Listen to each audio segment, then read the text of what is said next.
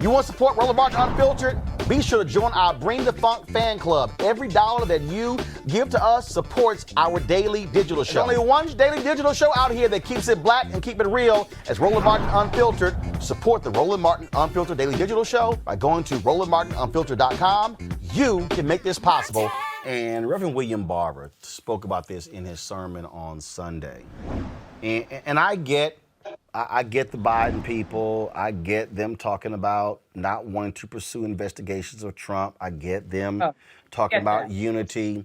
I get them talking about turning the page. But I think what Reverend Barber said here is exactly what we should be saying and articulating.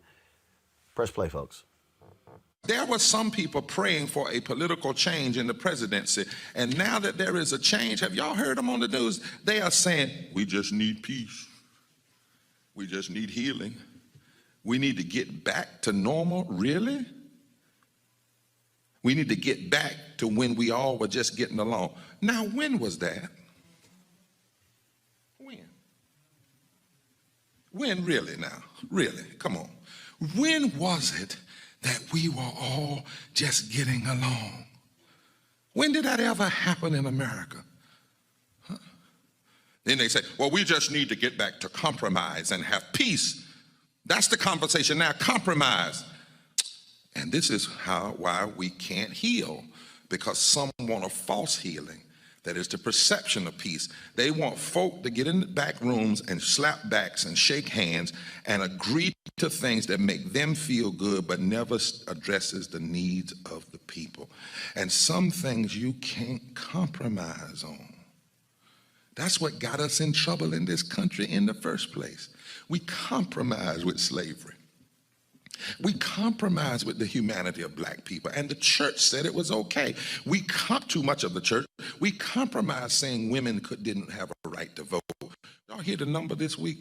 They said the number now of the Mexican children that have been lost and can't be found is 666. 666 children lost, stolen from their parents. How do you compromise with that? How do you compromise with people who are more interested in putting one woman on the Supreme Court rather than keeping thousands out of caskets? If Democrats who now have the presidency and the House of Representatives, if they reveal that their primary goal is going to be compromise, they're going to lose the people that voted for them, and they will never get them back. 55% of the people that voted for Democrats this time are poor and low wealth because they voted believing that somebody was going to fight for their lives. Robert, is he right? Correct. What this usually ends up being is, we saw this in Obama's first term, where he came in with a clear mandate from the people. It was hope and change, the fierce urgency of now. I'm going to heal this planet. And then he ran smack dab into Claire McCaskill and Joe Manchin and other Tester and other centrist Democrats. And that's how we ended up with a watered down Affordable Care Act that was doomed from the beginning because there was never a public option included. There was never a single payer option as part of it. And we ended up with watered down Democratic legislation, which was meant to keep seats like Arlen Specter in their hands to make sure that you still had that majority in the Senate and to maintain the House, which they still ended up losing during the Tea Party Revolution in 2012 and 2014. So what you have to do, if there's anything that you learn from Trump and from Trumpism, it is that you dance with the one that brought you. You make sure that your base stays with you, and you make sure you satisfy them and don't mollify the other side, but rather you put forth a bold agenda. I think there are a lot of black folks who voted for the first time in this election that we are not having a conversation about reparations this time in the spring.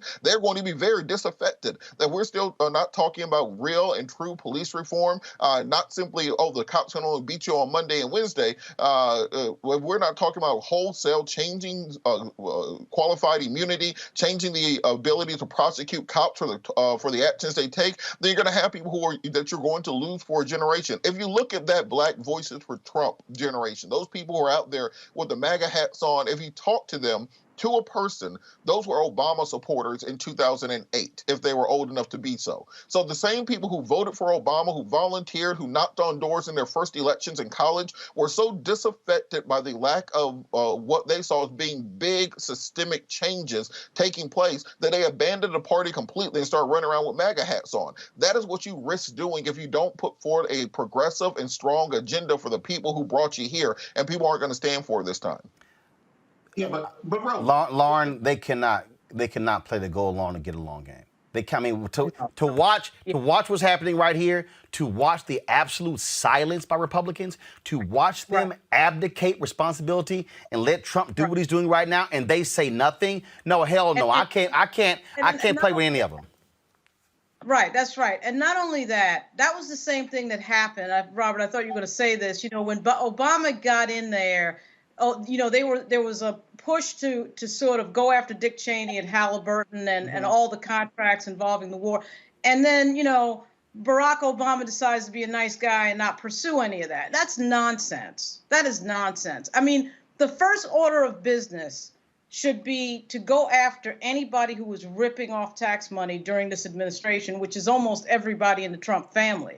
And if the Southern District of New York doesn't try to do it, DOJ sure as hell should try to do it. But the Democratic Party has a systemic problem, which I cannot figure out, of always wanting to be, you know, nice and, ooh, let's just get over it. That's all nonsense. These people need to get, they need to get some very negative reinforcement after this 4 years we just had. Because quite frankly, Trump snuck in as it was. All right, he lost by 3 million votes against Hillary. He had no mandate.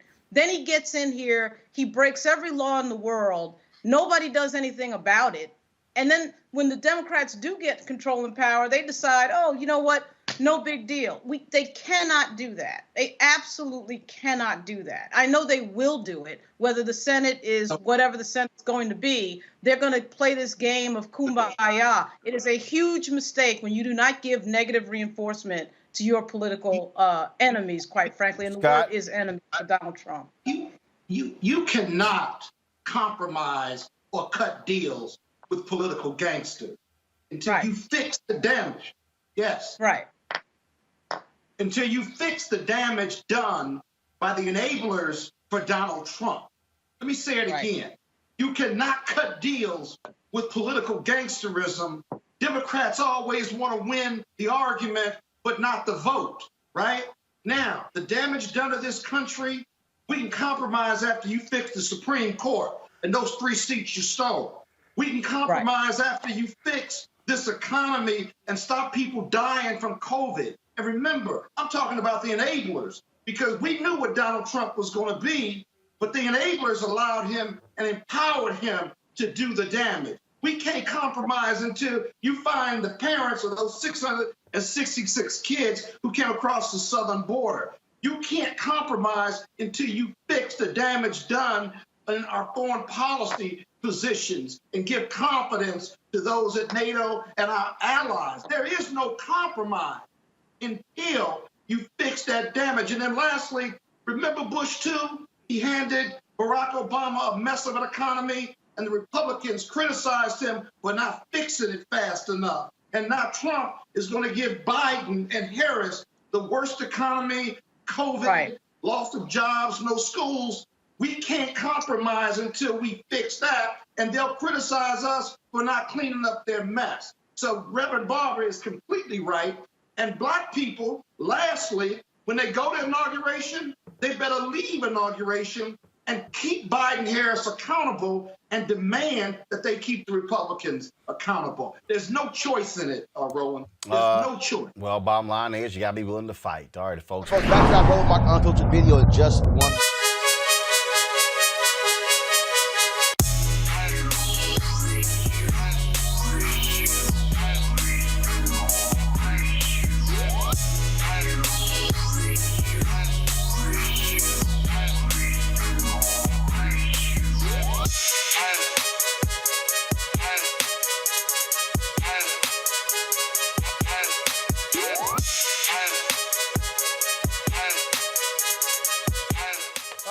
Seek.com, founded by Mary Spio, a sister, have these amazing VR headsets. Allows for you to watch their content, the virtual reality content, right here on the headset. You simply pop your phone right into here, close it up, and then will put yourself in the room watching their VR content on Seek.com, or, of course, content that is on other platforms. And so you can check that out. They also have these 4D 360-degree headphones right here with tremendous bass that really distributes the sound all across your head.